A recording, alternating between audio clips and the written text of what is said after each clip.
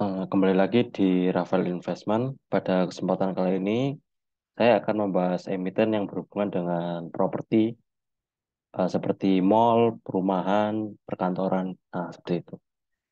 Baik, nama emitennya adalah Pawon atau Pakuwon Jati ya, dengan kode emitennya itu PWON. Oke, baik tanpa berlama-lama lagi, mari kita bahas analisa laporan keuangan kuartal 1 di tahun 2023 Pakuwon ini. Yang pertama dari segi kas, 7 triliun meningkat dan cukup tebal sekali ya dari 4 tahun terakhir. Aset lancarnya meningkat juga 12 triliun. Total asetnya juga meningkat sebesar 31 triliun. Liabilitas lancarnya turun menjadi 2,8 triliun dari tahun sebelumnya 3,1. Total liabilitasnya naik tapi sangat sedikit sekali, yaitu 9,8 dari tahun sebelumnya 9,7. Total ekuitasnya meningkat juga dari 16 triliun ke 17,9 triliun. Oke, baik. Untuk proyeksi total ekuitas di akhir tahun atau kuartal 4 nanti itu, saya menggunakan estimasi peningkatan jumlah ekuitas dari kuartal 1 ke kuartal 4 tahun 2022 dan 2021. Di mana kalau kita lihat estimasi peningkatan presentasinya dari kuartal 1 ke kuartal 4 itu di kisaran 5 sampai 7 persenan. Nah, di sini saya menggunakan angka yang cukup konservatif, di mana saya hanya memprediksikan meningkat sebesar 5% saja. Sehingga total ekuitas di akhir tahun nanti itu 18,7 triliun. Oke, baik. Dari segi income statement-nya, pendapatan meningkat 1,3 triliun, tapi belum mencapai peak performance-nya di tahun 2020, terus 1,6 triliun. Dari segi gross profit juga meningkat 700 miliar, tapi dari segi operating income ini meningkat pesat ya, jadi 662 miliar. Dan ini adalah peningkatan terbaik lah, kinerja terbaik di operating income.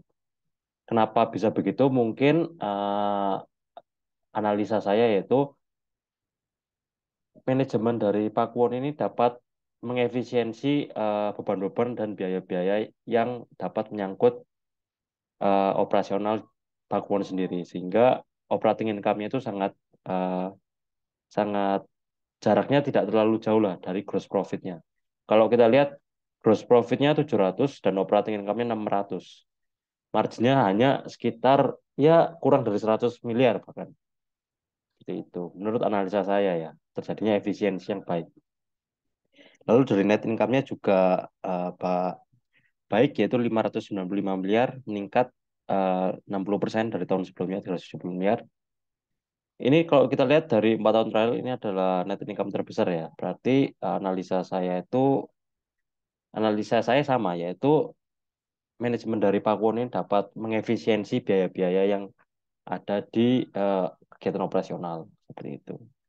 Nah, jika jika disetahunkan laba Pakuwon ini adalah 2,3 triliun. Tapi di sini saya juga membuat analisa peningkatan laba Pakuwon menggunakan estimasi peningkatan kuartal 1 hingga kuartal keempat di tahun 2022 dan 2021, di mana estimasinya sekitar 300 sampai 400 persenan. Di sini saya menggunakan angka yang konservatif sekali, yaitu saya memprediksikan peningkatan hanya 250%, yaitu di mana total net income yang akan diterima sebesar 2 triliun. Oke, mengapa saya tidak terlalu optimis, tidak terlalu memberikan angka yang optimis, karena saya melihat walaupun sudah dibukanya kegiatan perekonomian di mana segmen bisnisnya Pakuan ini kan juga ada pusat perbelanjaannya. Di situ kan menyumbang juga pendapatan dan itu meningkat sangat pesat sekali. Apalagi sudah dibukanya PPKM itu kan. Dan Lebaran kemarin kalau nggak salah itu peningkatan okupansi dari mal-mal itu meningkat pesat dari tahun sebelumnya. Karena tahun-tahun sebelumnya kan Lebaran itu masih dibatasi sekali karena adanya pandemi. Tapi yang membuat keraguan saya itu adalah masih suku bunga, tingkat suku bunganya masih cukup tinggi ya. Dimana bagi teman-teman yang misalnya mengambil KPR, ini kan bisa menjadi suatu masalah dan Untuk teman-teman yang misalnya ingin mempunyai rumah, ingin membeli rumah kan menjadi suatu pertimbangan juga ya, di mana suku bunganya masih terlalu tinggi. Tapi jika suku bunganya nanti di 6 bulan atau setahun ke depan ini turun, mungkin Pakuan ini akan menjadi menarik menurut saya itu sendiri. Oke, baik kita lihat dari cash flow-nya. Dari aktivitas pelanggannya 1,4 triliun linear ya dengan pendapatannya.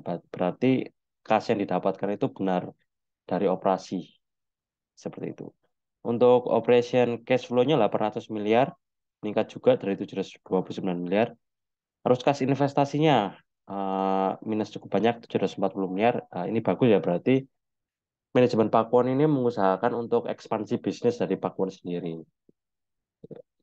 Entah itu mau membuat proyek perumahan baru atau misalnya menargetkan membuka mall baru, itu mungkin bisa terjadi ya. Karena kalau kita lihat kan investasinya paling besar di tahun ini kan. Baik dari segi pendanaannya itu adalah minus 95 miliar, berarti ini juga menandakan manajemen Pakuwon ini berusaha untuk memenuhi kewajibannya, gitu. Tidak menambah utang. Oke, baik kita masuk ke rasio-rasionya. Untuk book value-nya 372 naik, untuk PBV-nya 1,22. Nah, data PBV ini saya dapatkan dari Stockbit, teman-teman.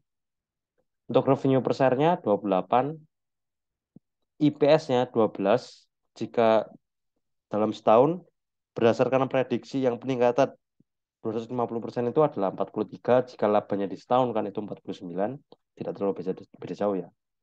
Untuk GPM-nya 50%, OPM itu 47%, dan net profit margin-nya 43%. Ini di atas 20% ya. Itu sangat bagus sekali ya. Berarti sangat efisien dalam mengelola sumber daya yang ada dan tidak terlalu banyak mengeluarkan beban lah sehingga marginnya itu tidak terkikis terlalu dalam.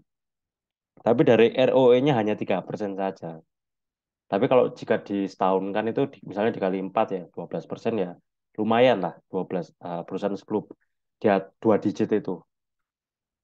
Tidak bisa dibilang terlalu bagus tapi ya lumayan. Untuk ROA-nya sendiri 1,9. Baik untuk debt to equity ratio 0,6. Nah ini menandakan sinyal yang bagus ya di mana total ekuitasnya ini lebih besar daripada total liabilitasnya. Jadi kemungkinan Pakuwon ini pilot atau bangkrut itu sangat minim sekali. Current rasionya tebal sekali ya teman-teman, 4,34. Ini menandakan bahwa total aset lancarnya ini lebih besar daripada liabilitas lancarnya. 6 kali bahkan di sini kalau kita lihat kan. 4 kalian lah. Jadi sangat jauh lah. Nah, yang menarik nih cash rasionya 2,6. Tebal sekali ya. Jadi ibarat menggunakan kas saja, Pakuan ini dapat melunasi utang-utang lancarnya. 7 triliun di sini liabilitasnya cuma 2,8. Utang lancar itu adalah utang yang dalam kurun waktu itu hanya 1 tahun ya. Kurang dari 1 tahun, teman-teman. Seperti itu. Mungkin bisa ke vendor atau ke pemasok dan yang lain-lain. Oke, untuk PE rasionya 36,7 jika menggunakan PE tahunan prediksi 250%. Yaitu ada di 10,5 jika disetahunkan menjadi 11,23. Nah, untuk dividen sendiri, berdasarkan data yang saya dapatkan ya di Stockbit itu, Pakuan ini hanya membagikan dividen per video ini dibuat itu hanya di tahun buku 2021. Mungkin nanti biasanya kan perusahaan Juni ya, di semester 1 itu perusahaan-perusahaan itu membagikan dividen. Tapi berdasarkan data per hari ini itu, saya hanya mendapatkan data dari tahun buku 2021. Oke, baik. Selanjutnya kita masuk ke asumsi nilai wajarnya ya. Oke, harga sekarang itu 486. Asumsi growth-nya saya ambil ya angka yang cukup cukup konservatif ya, 35% ya. Walaupun kita lihat pendapatannya ini masih belum mencapai nilai maksimalnya, tapi saya menggunakan asumsi dari net income-nya saja. Itu 35%. IPS-nya 43,27 dari sini. Jadi diasumsikan ada IPS-nya itu 58,4 dan ada asumsi inflasinya itu 6%, jadi total IPS-nya itu 55.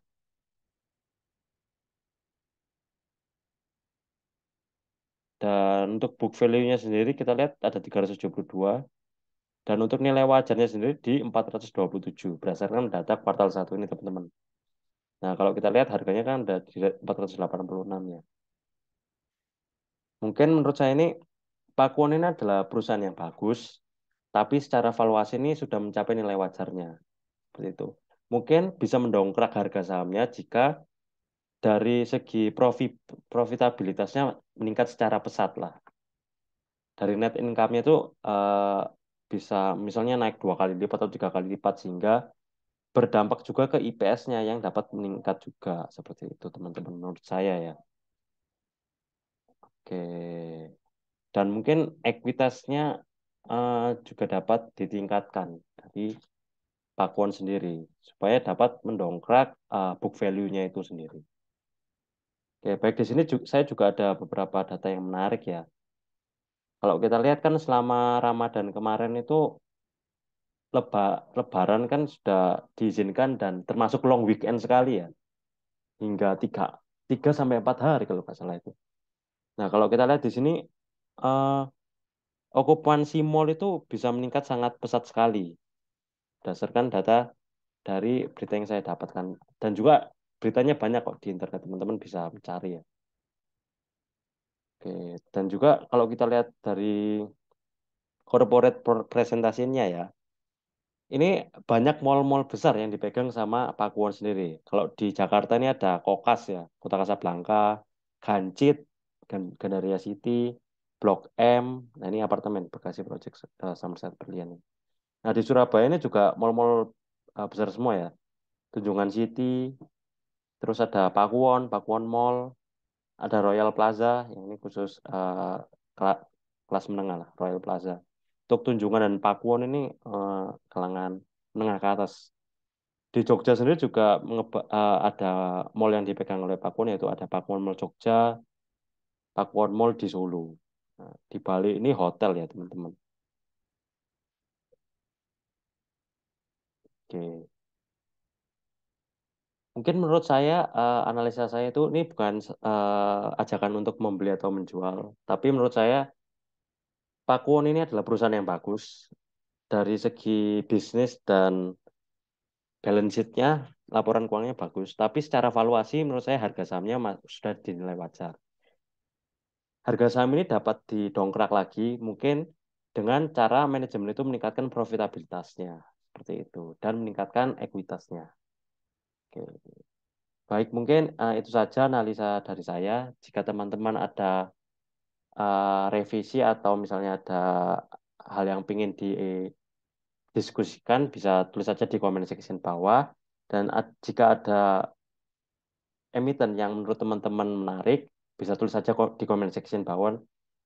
Kalau sempat saya akan bahas seperti itu. Terima kasih.